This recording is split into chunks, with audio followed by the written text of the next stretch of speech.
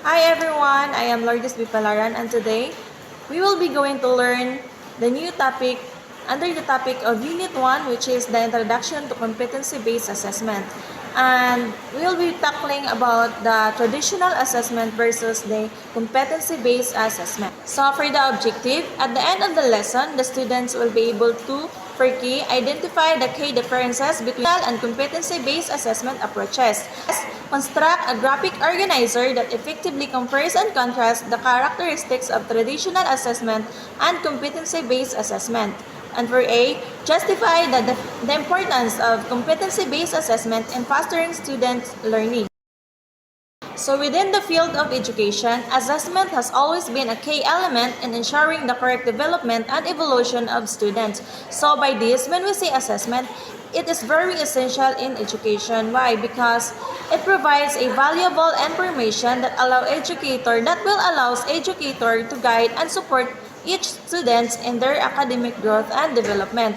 So let us now proceed to the traditional assessment versus the competency-based assessment and the main features. So when we talk about traditional assessment, this refers that the parameters are set by the teachers, assigning only quantitative marks without taking into account academic or professional criteria. So in traditional assessment, it is more focused on mistakes than on achievements, even how small it is. So the example of this is that a history test might ask students to list the major battles of World War. So in competency-based assessment, this will start from a basis of learning and improvement. In competency-based assessment, this will start from a basis of learning and improvement, takes into account the entire performance process followed by the students in order to achieve the objectives set.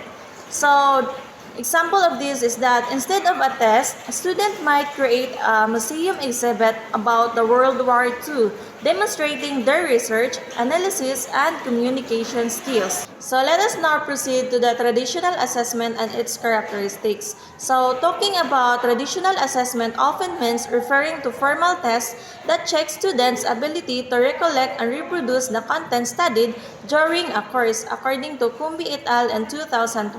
So in traditional assessment, these are usually focused on learners giving the expected correct answer so that there is a little room for doubt or discussions. So let us now proceed to the key elements of competency-based assessment.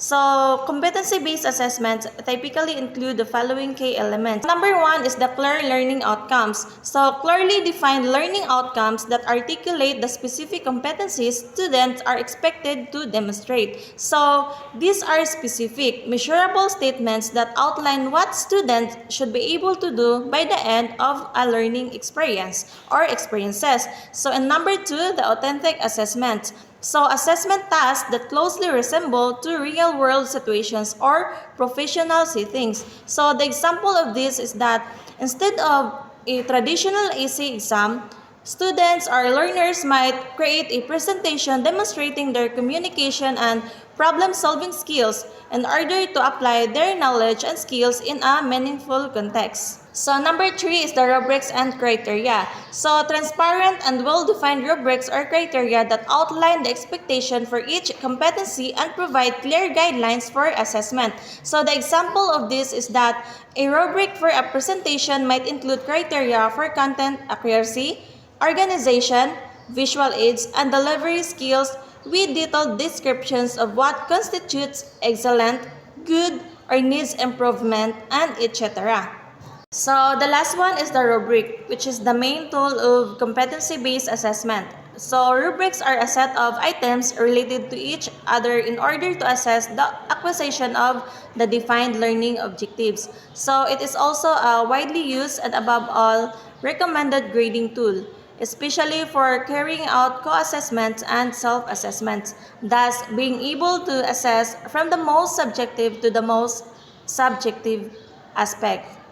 So in conclusion, competency-based assessments offer a more comprehensive and relevant approach in order to evaluate students' learning, emphasis on standardized tests and objective scoring.